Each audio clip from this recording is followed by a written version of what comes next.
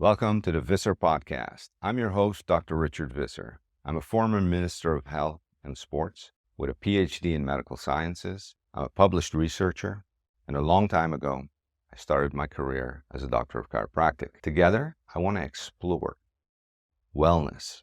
I want to explore longevity to get you to the best health you've ever known. So join me on this podcast.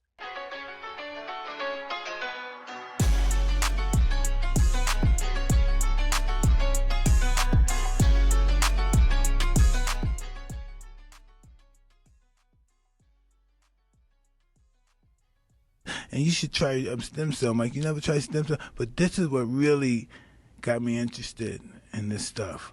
I interviewed, which I like to do you as well. I had the opportunity to talk to Ken Shamrock. Okay. And so he came in and I looked at him. I said, "What?" He looked incredible. What the fuck? Hey, what are you doing right now? Why you look like that? How's that happen? And he said it was in Colombia. And I said, "Where?" And I'm going tomorrow. Right, but I had some people nearby that I happened to be introduced to, and I met some other people who were just on top of their game with this anti-aging, all this stuff that's going on with this alternative stuff also, and so I met these people and it was just amazing stuff. Welcome to another episode. This is episode 31. My first round of stem cells.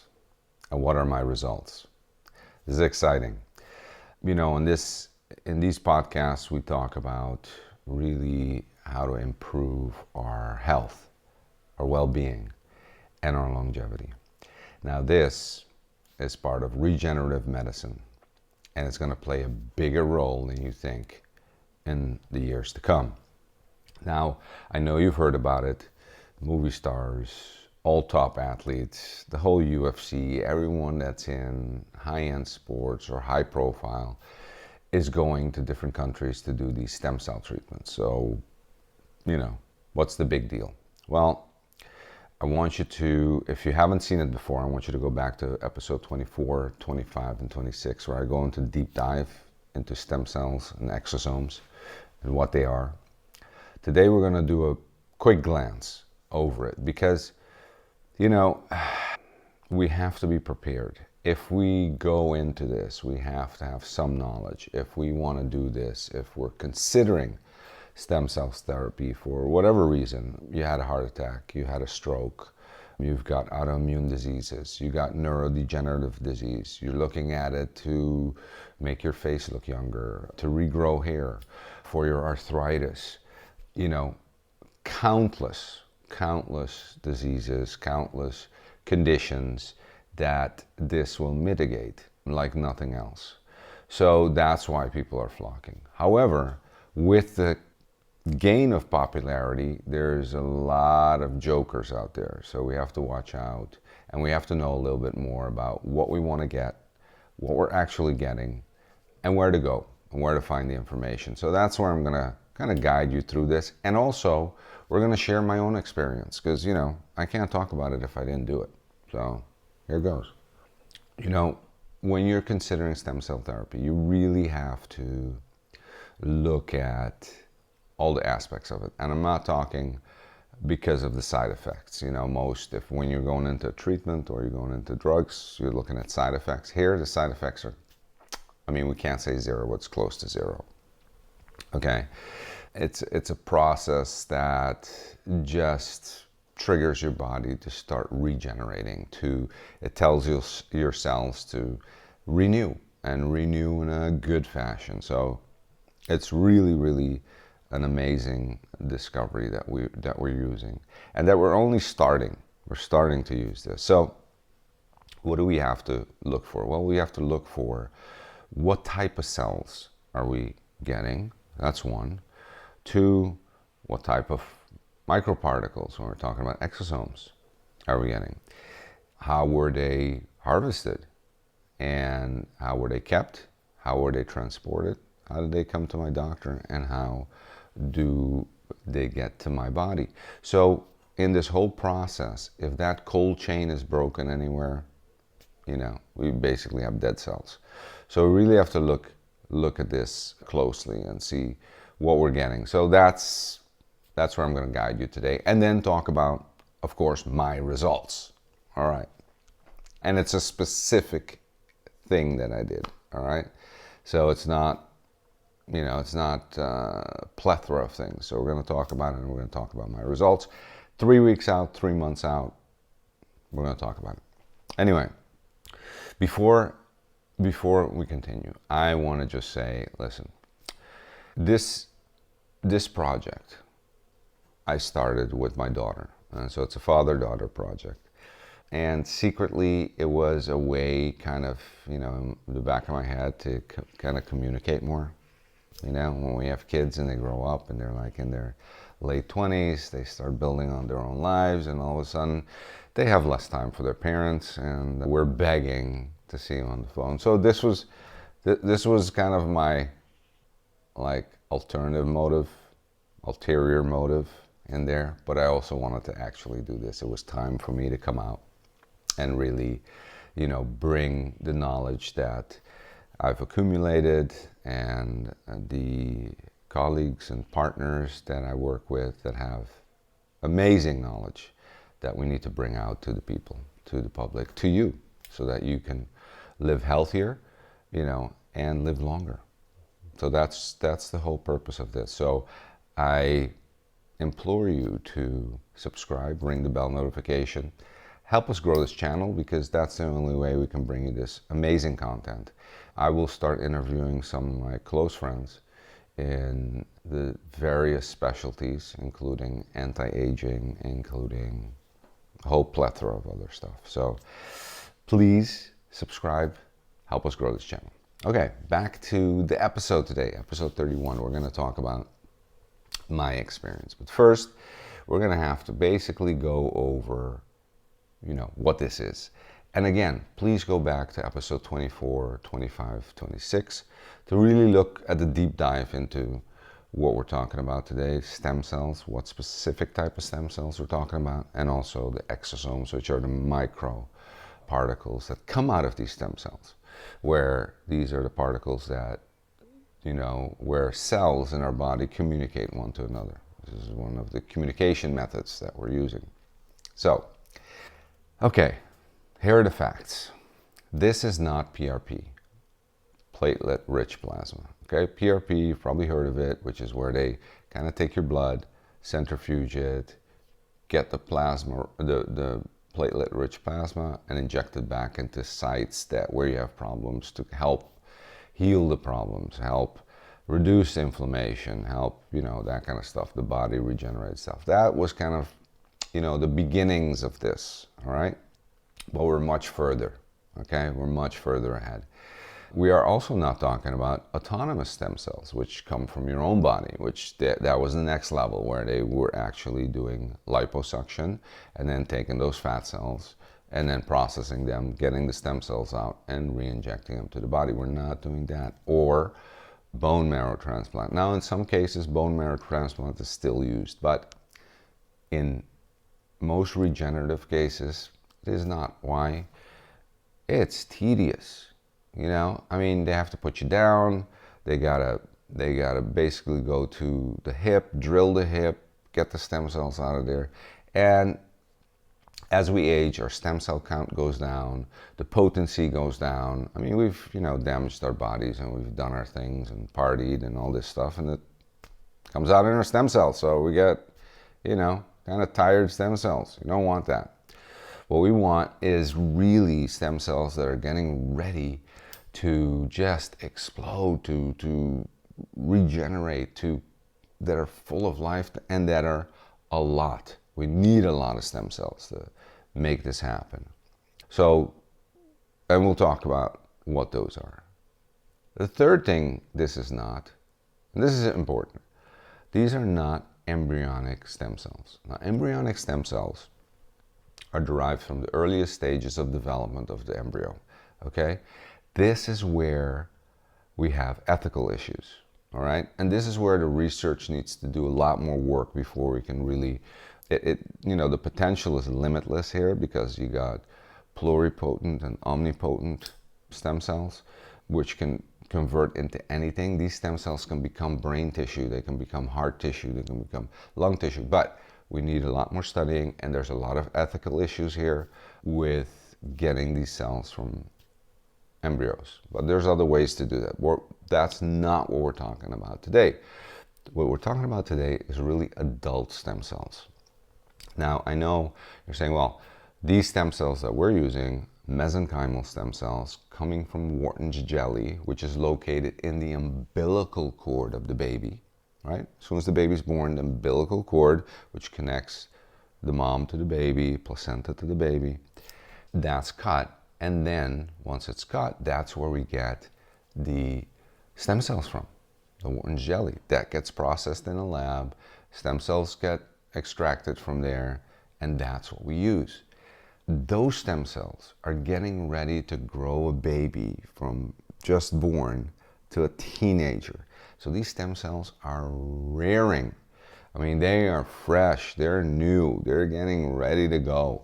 So one of the things that does happen beforehand, in the back, is that the mother gets tested. Everything gets tested before it's done. So we're not bringing any diseases in, we're not bringing any, infections, anything that possibly could be transported over. So all that gets tested beforehand, made sure that the tissue is clean, the tissue is perfect. Then it gets extracted, processed, and stored under extreme cold temperature.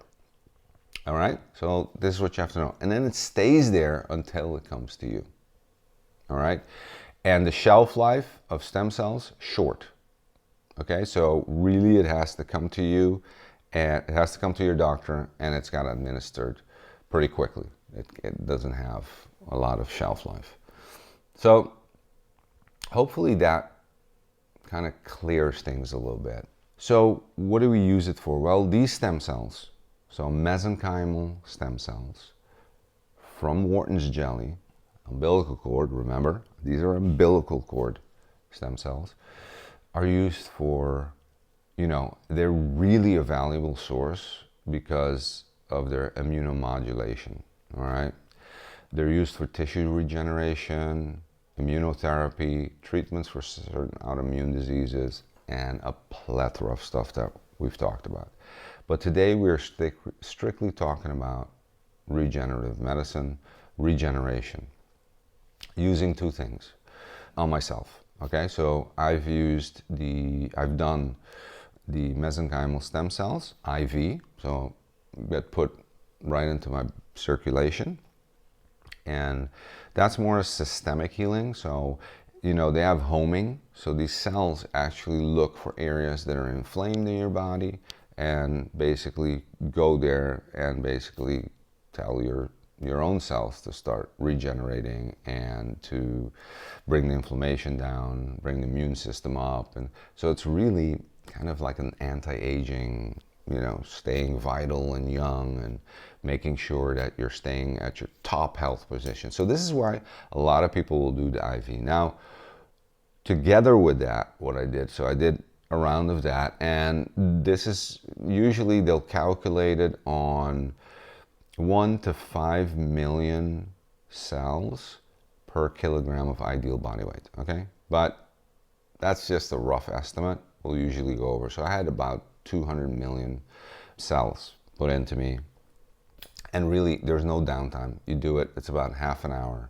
There's no downtime to this. And, you got to remember, it goes into the body. Stem cells have a little longer trajectory, but it basically starts telling the body to regenerate. The body then starts up, but takes time. So it's not like a medicine. You gotta think about this as the body's getting the messages, and now the body has to start regenerating. The cells have to become better.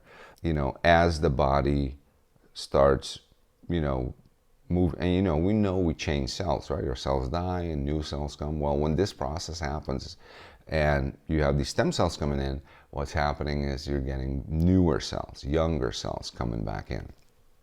So this is kind of what happens, and this takes time. So we're looking at, the results coming in 3 weeks, 3 months, 6 months down the line, because the body is just going up. The curve is like this, going up to 6 months.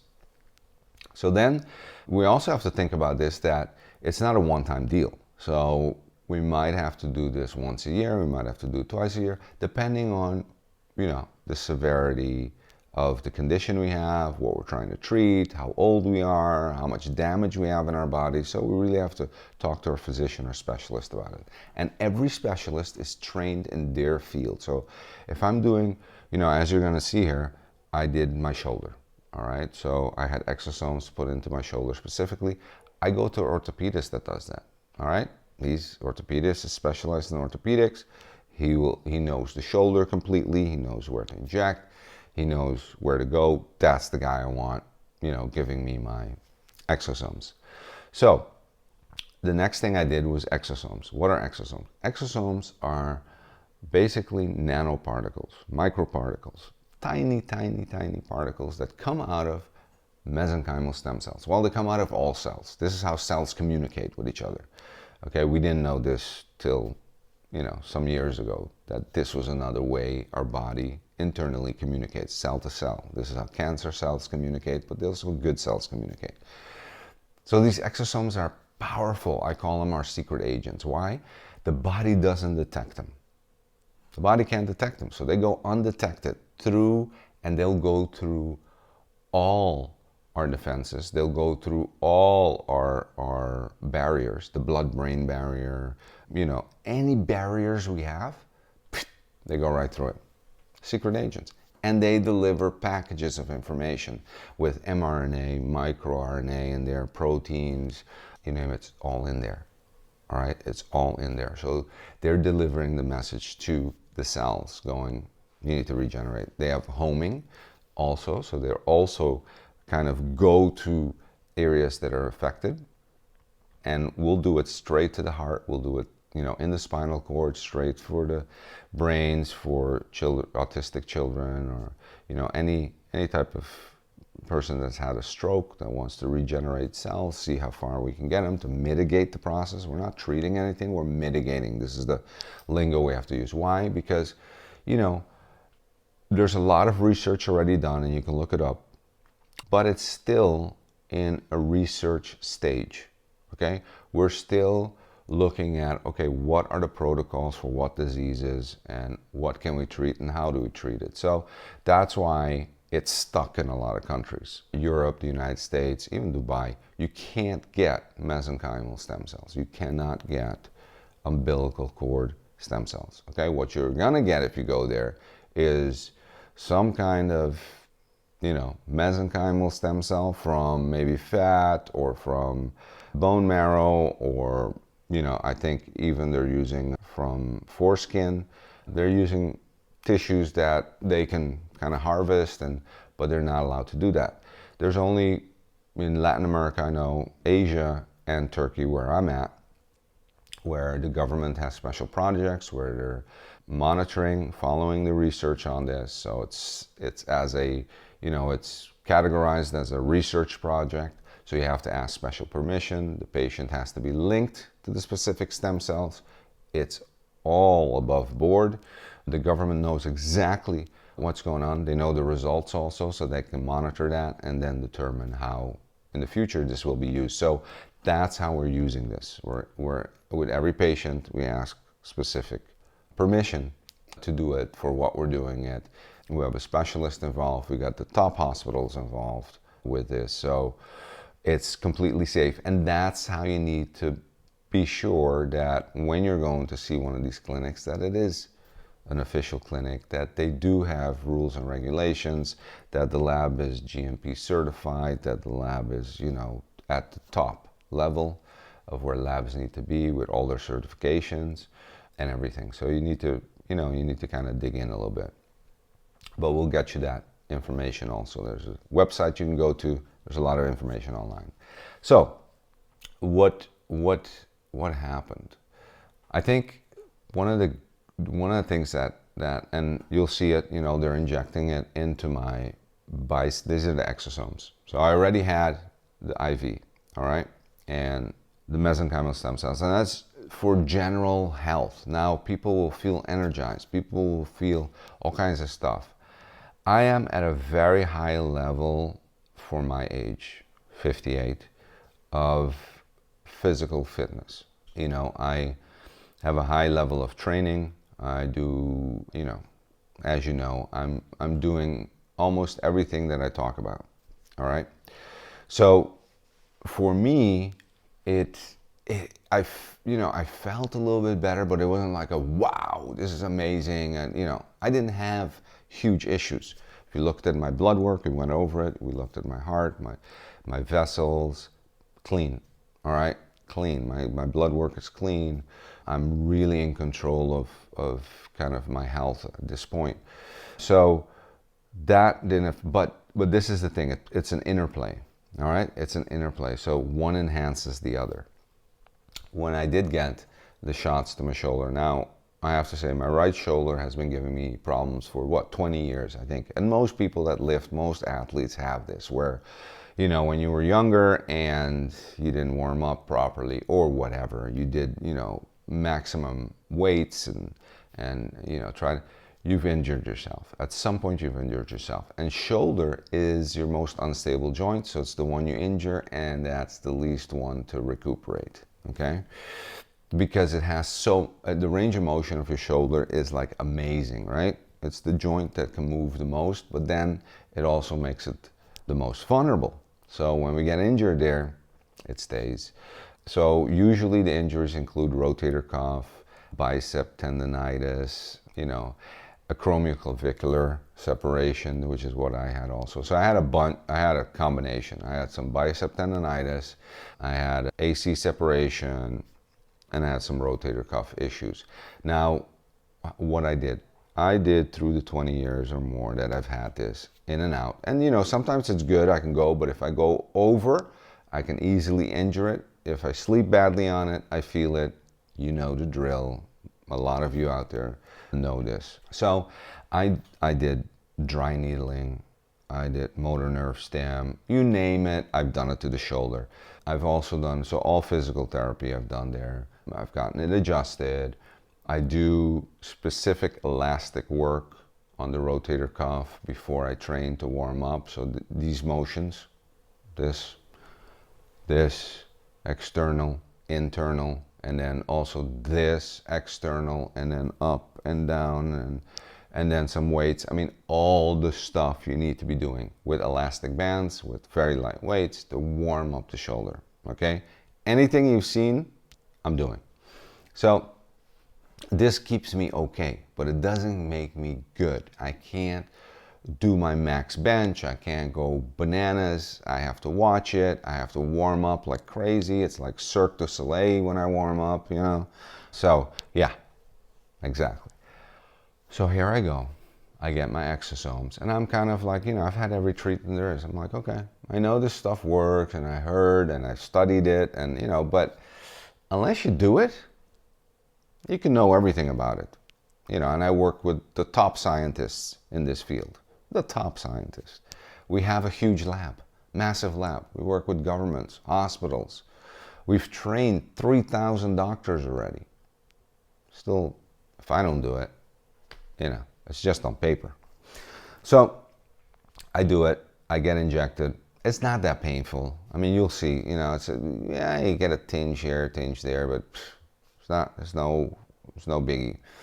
And you're in and out. There's no downtime. There's no, hospital stay. There's no rest. You got to rest a little bit. You can't go bananas in the gym, but a couple of days and you back up at it, and your normal day, just go. You're going back to work. You're going to do what you need to do. There's no problem. So it's a very great thing to do when you're going on vacation, when you're doing a trip, planning a trip. Plan this in there so you can get it done, because there's no downtime.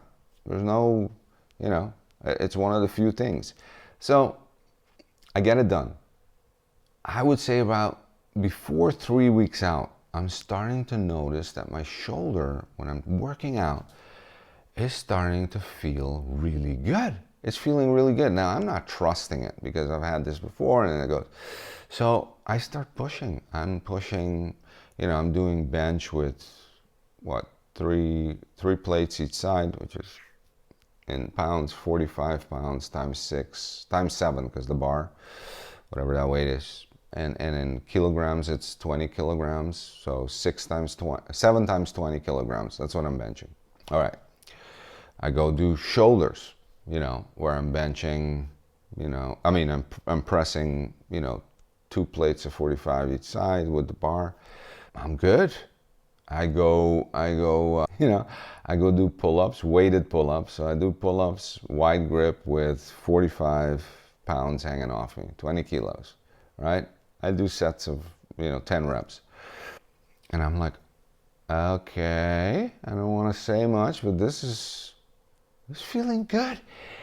So at 3 weeks, this is what happened. After 3 weeks, so 3 weeks to 3 months, I'm feeling good. I'm getting confident. I'm getting back in the gym. I'm like, cautiously confident. I'm like really looking at it going, okay, when is this going to fail? Because it's feeling better. It's getting better. This is amazing. It really is amazing. At some point, before getting to 3 months, I realize that my other shoulder is lagging, that I'm having some issues there, which I've never ever felt, because this was the bad shoulder. But this shoulder was so bad that I never noticed this shoulder. This shoulder was also carrying most of the time for that shoulder. So all of a sudden I'm noticing like my right shoulder's feeling bulletproof and my left shoulder is lagging. So I'm like, I can't believe this. I mean, this worked so well that this started feeling bad. Now, if that isn't, results, I don't know what is. Amazing, all right? Considering I never felt this shoulder. I'm feeling it now, all right? So I went back and got this shoulder done, of course. But the results are just fabulous. Fabulous, all right?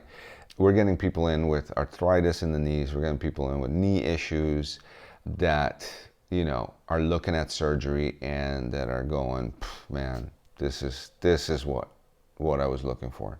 This is what I was looking for. And there's no downtime. There's no huge surgeries. Now, I'm not saying all surgeries are gone. No. Sometimes your knees are so far gone, you're going to need surgery, okay? Sometimes your shoulder's, severed, bicep severed. But if it's not, trust me, this is definitely the way to go. Definitely the way to go. So let's continue on my journey. I've got some amazing episodes coming. But in between, I'm going to hit you with a couple of things. I'm going to hit you with some gym briefs. And now listen, the gym briefs that I do are really to get you nuances out of the gym, to get you things that will catapult your training into the next level. Okay, so I'm not going to go over general stuff because everyone does the general stuff. You can get it anywhere. Get a trainer to teach you the general stuff. I'm not into that. I'm into my 40 plus years of experience in the gym, okay, in training, in doing athletic endeavors, where it is swimming, running, snowboarding, not kiting, I didn't do much kiting, windsurfing, years and years of windsurfing, barefoot water skiing, you name it. I've done it, I've trained it, and throughout this time I've been in the gym to keep myself healthy, keep myself strong, and to really live longer. So I'm going to bring you more of that, more of the gym briefs. The other thing, I've gotten different comments coming in. So we'll go through this too, and which are great. I want comments. That was like, there's some of us that don't have a gym, that don't go to a gym. There's a lot of people that watch our episodes and, you're going to a gym specifically with equipment. Hey, we can do this without equipment. So I'll put together a training routine that you can do in your house. You're a stay-at-home mom, stay-at-home dad, stay-at-home, fill in the blank. I'm going to give it to you. All right? So it's going to be fun. So that's coming. That's also coming. So please subscribe, ring the bell notification, help us grow here, and I will keep you posted on my journey. So whatever I do, I'll keep you posted. telling you how it goes. Also, in the LinkedIn description below, I'll give you the lab website you can go to visit and to see what they're doing. Again, look at my episode number 24, 25, 26 to kind of deep dive into this. It is amazing. It's regenerative medicine. It's right up my alley. So, making you better, making you healthier. Stick with me, as I always say, and I'll get you to the healthiest you've ever known. Guaranteed. Till next time, stay tuned.